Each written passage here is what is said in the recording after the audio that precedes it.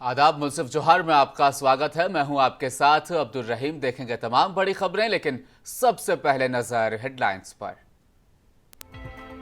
हंटरगंज में जन आक्रोश रैली, प्रदर्शनकारियों ने कहा ग्रामीण जान दे देंगे पर जमीन नहीं देंगे।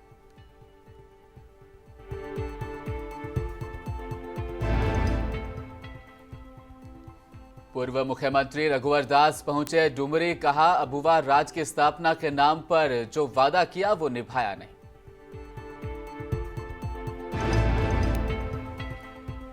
डुमरी उपचुनाव को लेकर विधायक इरफान अंसारी का बड़ा बयान, चुनाव महज औपचारिक, हमारी जीत निश्चित है।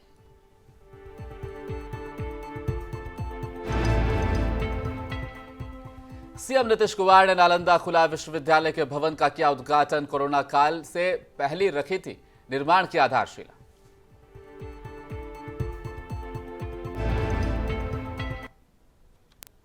और अब खबरें विस्तार से।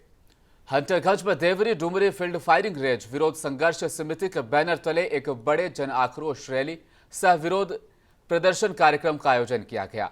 आक्रोश रैली प्रतापपुर मोड़ से प्रारंभ होकर हंटरगंज बाजार होते हुए लगभग 2 किलोमीटर चलकर नवाडी मोड़ होते हुए ब्लॉक मैदान में एक जनसभा में तब्दील हो गई।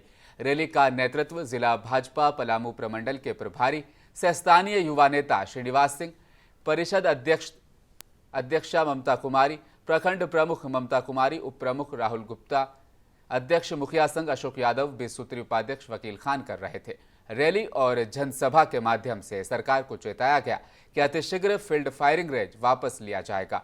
ग्रामीण जान दे देंगे पर जमीन नहीं देंगे।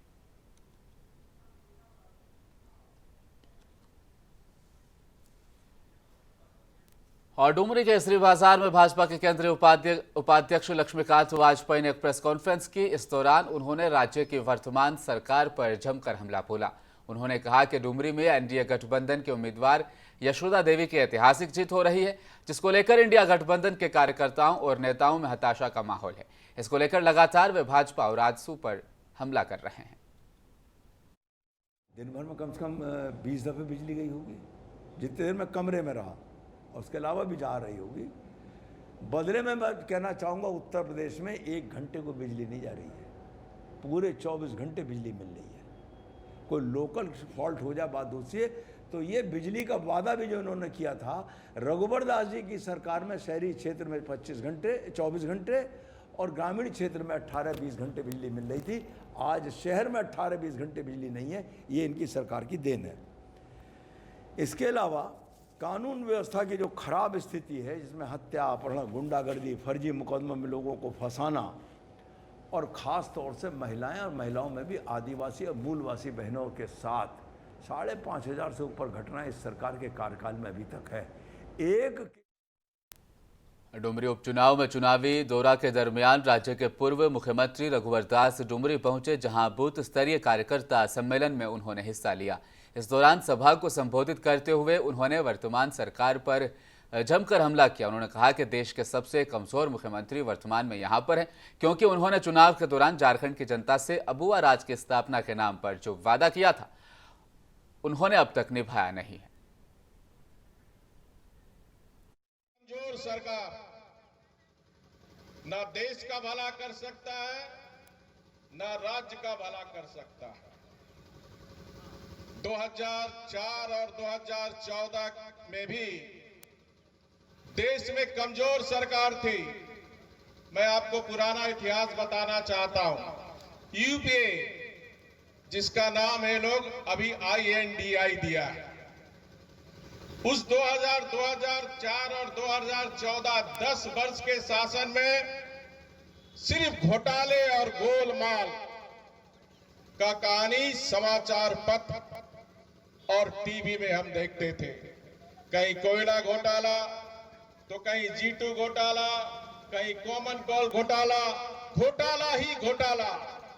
और एक paralysis government doctor Manmohan Singh Congress के नेतृत्व में यूपीए, जिसमें झारखंड मुक्ति मोर्चा और आरजेडी का भी शासन था। जामताड़ा से विधायक डॉक्टर इरफान अंसारी डुमरी में हो रहे विधानसभा उपचुनाव में अपनी उपस्थिति दर्ज कराने जामताड़ा से डुमरी के लिए रवाना हुए। इस दौरान उन्होंने कहा कि चुनाव तो महज एक औपचारिकता है। उन्होंने कहा कि झामुमो प्रत्याशी बेबी देवी की जीत तो निश्चित है।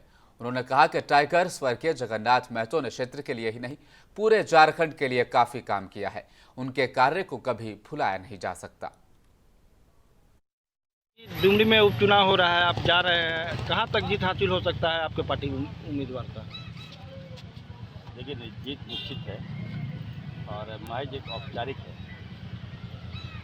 जगन्नाथ बाबू इसने शिक्षा जगत में नई पहचान बनाई और ना कोरोना आता ना उनका निधन होता, और निधन नहीं होता तो वो मंत्री होते।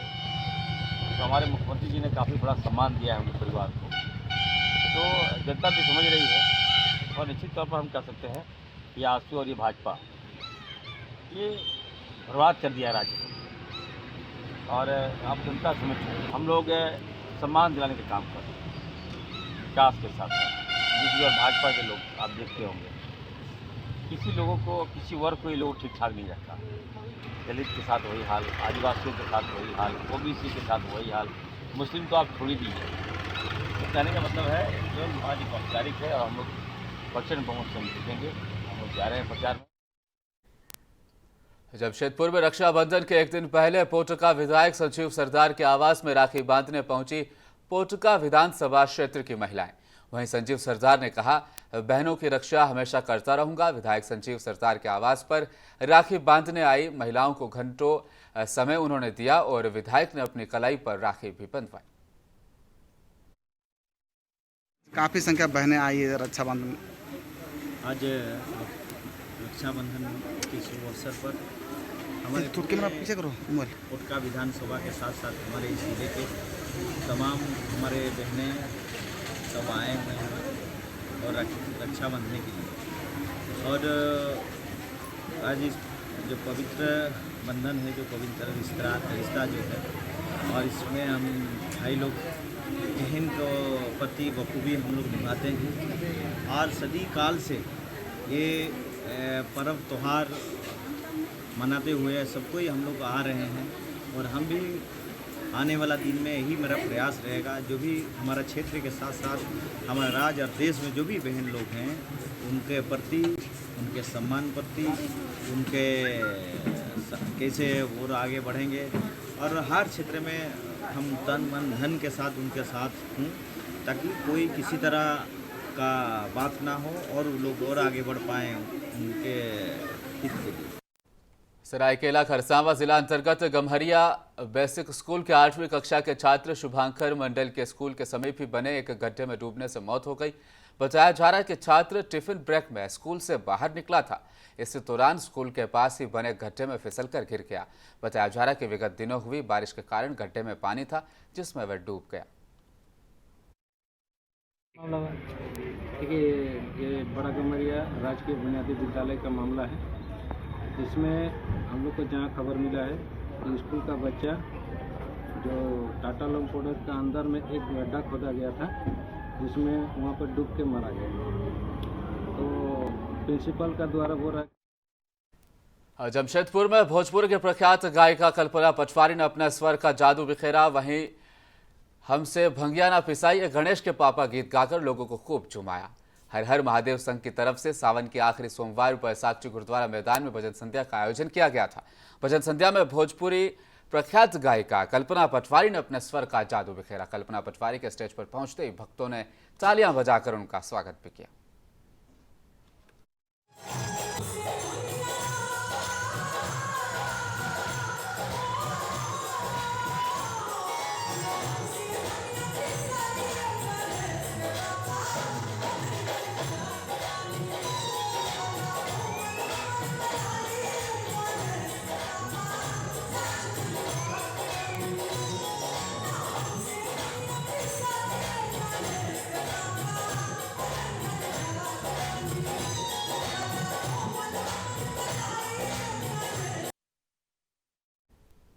बासुकीनाथ मंदिर में दूध बेचने वाली महिलाओं को जेंट्स कांस्टेबल द्वारा धक्का मारकर मंदिर से निकालने का वीडियो वायरल हुआ है। वासुकीनाथ मंदिर में लेडीज कांस्टेबल की तैनाती होने के बावजूद जेंट्स कांस्टेबल द्वारा दूध बेचने वाली महिलाओं को गलत तरीके से धक्का मारकर मंदिर से निकाला गया। आपको बता दें कि वासुकीनाथ मंदिर में दूध बेचकर कुछ महिलाएं अपने परिवार का भरण पोषण करती है। जेंट्स कांस्टेबल द्वारा इस प्रकार महिलाओं को धक्का देकर बाहर निकालने पर श्रद्धालुओं में भी नाराजगी दिखी है। देखने वाली बात यह कि प्रशासन अब क्या कार्रवाई करता है। जमशेदपुर में सेवा ही लक्ष्य संस्था ने दक्षिण पूर्वी रेलवे के सहायक मंडल अभियंता से उन्होंने मुलाकात की और समस्याओं से उन्हें अवगत कराया गया। सेवा ही लक्ष्य संस्था के अध्यक्ष मानिक मलिक ने कहा कि रेलवे के अधीन कई ऐसे क्षेत्र हैं जहां सड़कें काफी खराब और जर्जर हालत में हैं। हम रेल प्रशासन से मांग करते हैं कि जल्द से जल्द रेलवे के अधीन आने वाली जो सड़क हैं सभी को बनाया जाए ताकि आम जनता को आने जाने में दिक्कत ना हो।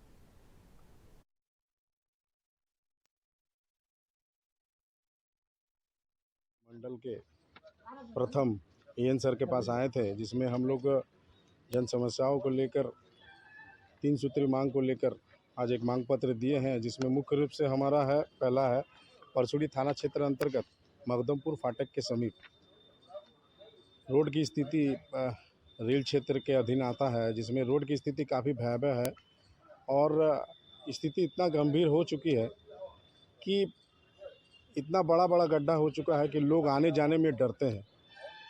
हम आज बात किए, उनसे अवगत भी कराएं, उनको बताएं कि स्थिति बहुत ही गंभीर है, इसमें अविलंब मरम्मत कराने की ज़रूरत है। दूसरा मांग है हम लोग का परसुड़ी थाना क्षेत्र अंतर्गत करंडी फाटक के समीप, करंडी फाटक के पास की स्थिति सेम, वहाँ की स्थिति भी लाइन के समीप, फाटक के समीप एकदम पूरे गड्ढे में तब्दील हो चुका है सड़क की स्थिति। और अब खबरें बिहार से। सीएम नीतीश कुमार आज नालंदा के दौरे पर रहे। यहां सिलाव प्रखंड में नालंदा खुला विश्वविद्यालय भवन का सीएम ने उद्घाटन किया। इस कार्यक्रम में शिक्षा मंत्री चंद्रशेखर और ग्रामीण विकास मंत्री श्रवण कुमार भी मौजूद रहे। नालंदा खुला विश्वविद्यालय का बिहार राज्य शैक्षणिक आधारभूत संरचना विकास निगम लिमिटेड की ओर से निर्माण किया गया है। काफी लंबे समय से इसके उद्घाटन का इंतजार किया जा रहा था। बता दें कि मुख्यमंत्री ने 18 मार्च साल 2020 में नालंदा खुला विश्वविद्यालय के निर्माण की आधारशिला रखी थी।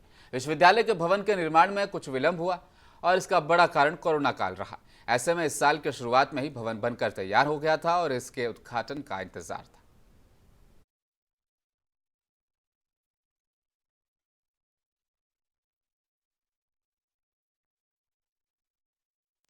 मुख्यमंत्री नीतीश कुमार के द्वारा कन्वीनर नहीं बनने के बयान को लेकर कांग्रेस विधायक अजीत शर्मा ने बयान दिया है। उन्होंने कहा कि मुंबई में होने वाली बैठक में इस बात का फैसला लिया जाएगा। कौन कन्वीनर होंगे नहीं होंगे ये मुद्दा नहीं है, जो मीटिंग में जाएंगे वे इस बात का फैसला लेंगे। वहीं राष्ट्रीय जनता दल के राष्ट्रीय अध्यक्ष लालू प्रसाद के द्वारा दिए गए बयान पर उन्होंने कहा कि कई राज्यों को मिलाकर कई कन्वीनर बनाने की बात उन्होंने कही है। समझा कीजिए, अभी कन्वेनर कौन बनेगा ये इशू नहीं है। इशू है कि जो अभी इंडिया बना है पार्टी, सभी विपक्षी दल मिलजुल के पार्टी बनाए हैं और सभी मिलजुल के चुनाव लड़ना चाहते हैं। मुद्दा ये है कि भारतवर्ष हिंदुस्तान में जो अभी सरकार है प्रेजेंट में, भारतीय जनता पार्टी और आदरणीय नरेंद्र मोदी जी प्रधानमंत्री हैं, अभी युवकों को बेरोजगार कर रहे हैं, रोजगार नहीं दे पा रहे, महंगाई आकाश छू रहा है, लोकतंत्र खत्म हो रहा है, संविधान को तोड़ने का प्रयास हो रहा है, देश को एकजुट नहीं रखना चाहते हैं। वो हिंदू मुसलमान जात सब संप्रदाय की बात करते हैं। ये महत्वपूर्ण मुद्दा है कि देश एकजुट कैसे रहे। इसके लिए उन्होंने कहा है आदरणीय नीतीश कुमार जी ने कि कन्वेनर ये बहुत बड़ा इशू नहीं, और मैं भी कहता हूँ कौन क्या बनेंगे वो इशू नहीं है। इशू है देश एकजुट रहे, देश में एकता अखंडता बना रहे, जो आदरणीय नरेंद्र मोदी जी देश को। बिहार शिया वक्फ बोर्ड के चेयरमैन सैयद अफजल अब्बास ने कहा कि शिया वक्फ बोर्ड शिया समुदाय के अलावा अन्य मुस्लिम समुदाय के लिए भी काम करता है। शिया समुदाय के लोगों को इससे ज्यादा फायदा पहुंच रहा है। सीएम नीतीश कुमार की देखरेख में बोर्ड विकास के कार्यों को अलग अलग तरीके से आगे बढ़ा रहा है। नई नई योजनाओं को धरातल पर लाने और अल्पसंख्यकों को विकास की मुख्यधारा से जोड़ने के लिए शिया वक्फ बोर्ड काफी प्रयास कर रहा है। हाँ, बिहार में आप लोग शिया वक्फ बोर्ड विकास के नाम पे मुसलमान और शिया के लिए खास क्या करेंगे? देखिए, शिया वक्फ बोर्ड में सिर्फ शियों के लिए नहीं किया जा रहा। हमको तो लगता है कि जब से हमारे जितना भी लाभान्वित है, शिया से ज़्यादा अहले सुन्नत जमात को ही फ़ायदा पहुँचा है। चाहे वो दुकान के मामले में हो, चाहे फिर वो रेजिडेंस के मामले में हो, अलॉटमेंट जहाँ पर ज़्यादातर गरीब, हम लोग का मकसद है कि शिया सुन्नी नहीं बल्कि देखना है कि गरीब जो लोग हैं उनको मत किया जाए। ये बात बिल्कुल सही है कि शिया वक्फ बोर्ड है तो शिया समुदाय को ज़्यादा फ़ायदा पहुँचना चाहिए, लेकिन अब तक देखा गया है कि ज़्यादातर फ़ायदेमंद वही लुटा है। लेकिन जहाँ तक डेवलपमेंट की आप बात कर रहे हैं तो माननीय नीतीश कुमार जी के नेतृत्व में बिहार डेवलप कर रहा है, और बिहार के वक्फ को आगे डेवलप करने के लिए जिस तरह से वो कोशिश है, अभी आप जैसे अंजुमन इस्लामिया हॉल जो बना सुन्नी वक्फ बोर्ड में, तो मुख्यमंत्री ने पिछले साल ही घोषणा किया था कि शिया वक्फ बोर्ड की प्रॉपर्टी पे भी। आज हॉकी के जादूगर पर जिला प्रशासन नवादा के द्वारा खेल से संबंधित विभिन्न विधाओं का आयोजन किया गया। आज जिलाधिकारी नवादा अपने समस्त अधिकारियों के साथ खेल दिवस के अवसर पर मार्च पास्ट में उन्होंने भाग लिया और पूरे शहर में भ्रमण कर मेजर ध्यानचंद के योगदान से जनता को याद करवाया। वहीं भागलपुर जिला मुखिया संघ के द्वारा मेजर ध्यानचंद जी का ये जन्म दिवस है, जो अंतर्राष्ट्रीय ख्याति लब्ध हमारे हॉकी के खिलाड़ी जो भारत के प्रतीक भी बने, उनका ये जन्म तिथि का दिवस है। और इस अवसर पर हम लोग विभिन्न खेल स्थानीय है या जो हम लोग अडॉप्ट भी किए हैं, सभी खेलों को प्रोत्साहन देने हेतु या उसका बढ़ावा करने हेतु हम लोग विभिन्न तरह के कार्यक्रम करते हैं। आज हमारे जो खेल कूद प्रभाग के पदाधिकारी हैं, उन्होंने कई तरह का आयोजन रखा है, इंडोर और आउटडोर का भी। उसी क्रम में एक आज पैदल मार्च का भी था। देखिए, खेल एक ऐसी विधा है जो आपको हमेशा तनाव से मुक्त करती है, अनुशासन का प्रसार आपके ज्ञान में होता है, और आपका एक मनोबल जो बढ़ाने का कार्य है, वो खेल उसमें बहुत बड़ी भूमिका अदा करता है। आप जो कन्या विद्यालय की छात्राएं हैं, जो हमारे पदाधिकारी हैं और स्थानीय जनमानस है। भागलपुर जिला मुखिया संघ के द्वारा बिहार प्रदेश मुखिया महासंघ के तत्वाधान में ग्राम पंचायत के अधिकारियों में की जा रही कटौती और आम आवाम की सुलभता को दूर कर अन्य विभागों को कार्य देने के खिलाफ प्रथम चरण धरना प्रदर्शन का आयोजन कलेक्ट्रेट में जगतपुर पंचायत मुखिया सह जिला अध्यक्ष मुखिया संघ भागलपुर की सोनी भारती की अध्यक्षता में किया गया। वही धरना प्रदर्शन में जगतपुर पंचायत मुखिया प्रतिनिधि और समाजसेवी प्रदीप यादव के अलावा दर्जनों मुखियाओं ने इस धरना प्रदर्शन में अपना सहयोग दिया और अपनी मांगों को लेकर हल्ला बोल प्रदर्शन किया। ग्राम सभा के अधिकार में कटौती को लेकर जहानाबाद मुखिया संघ ने कलेक्ट्रेट स्थित धरना दिया। जहानाबाद जिले के कलेक्ट्रेट स्थित कारगिल चौक के समीप जहानाबाद मुखिया संघ के अध्यक्ष अजीत कुमार उर्फ उदय यादव के नेतृत्व में ग्राम सभा के अधिकार में कटौती को लेकर सरकार के खिलाफ धरना दिया गया। इस मौके पर मुखिया संघ के अध्यक्ष अजीत कुमार यादव ने कहा कि सरकार ग्राम पंचायत सभा के अधिकार में कटौती कर मनमानी पर उतर आई है, जिसका हम विरोध कर रहे हैं। रोटरी सारण के तत्वाधान में आया सावन झूम के प्रोग्राम आयोजित किया गया। इसके तहत सांस्कृतिक कार्यक्रम के साथ मेहंदी प्रतियोगिता, डांस प्रतियोगिता, बेस्ट ड्रेस, कपल डांस आदि प्रतियोगिताएं आयोजित की गई। आयोजन का विशेष आकर्षण आकाशवाणी और दूरदर्शन के कलाकार राजू मिश्र और शिल्पी मिश्र का गायन रहा। इन दोनों ने अपने कजरी गायन से लोगों का भरपूर मनोरंजन किया।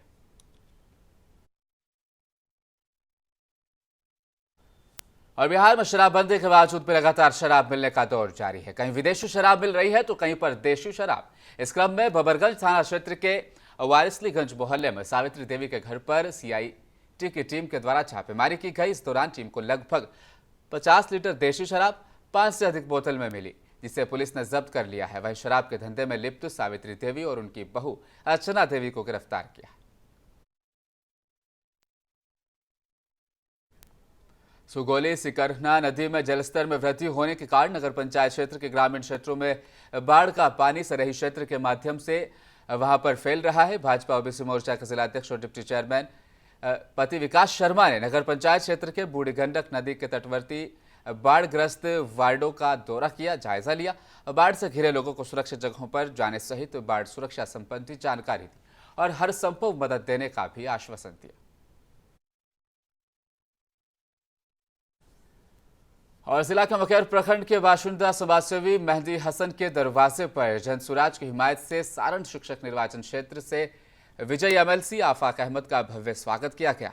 इस दौरान जनसुराज के जिलाध्यक्ष रामपुकार महतो के नेतृत्व में एमएलसी को मेहदी हसन द्वारा अंगवस्त्र और फूलमाला से उनका स्वागत किया गया। इस दौरान एमएलसी ने कहा कि जिस उम्मीद पर बिना जान पहचान के मकेर की जनता ने मुझ पर भरोसा जताया और सदन में भेजा है, उस कार्य के लिए मैं सदा ऋणी रहूंगा। आने वाले दिनों में इस ऋण को उतारने का प्रयास भी करूंगा। नवादा बिहार प्रदेश मुखिया संघ के आह्वान पर ग्राम पंचायत के अधिकारों में कटौती के खिलाफ अपने विभिन्न मांगों को लेकर 168 2023 से यानी 16 तारीख से लेकर 31 तारीख तक हड़ताल कार्य का बहिष्कार करने का फैसला लिया गया। इस दौरान ग्राम पंचायत के सभी प्रकार के कार्यों को सरकारी कार्यक्रमों में बैठकों का वहां पर बहिष्कार किया जाएगा।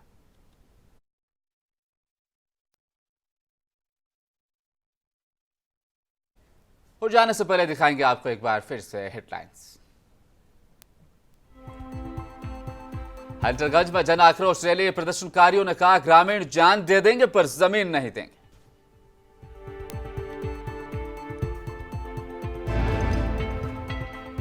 पूर्व सीएम रघुवर दास पहुंचे डुमरी, कहा अबुवा राज की स्थापना के नाम पर जो वादा किया वो निभाया नहीं।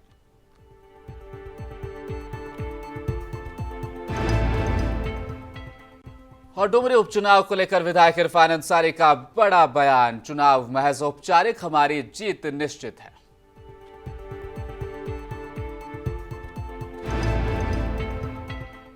और सीएम नीतीश कुमार ने नालंदा खुला विश्वविद्यालय के भवन का किया उद्घाटन, कोरोना काल से पहले रखी थी निर्माण की आधारशिला।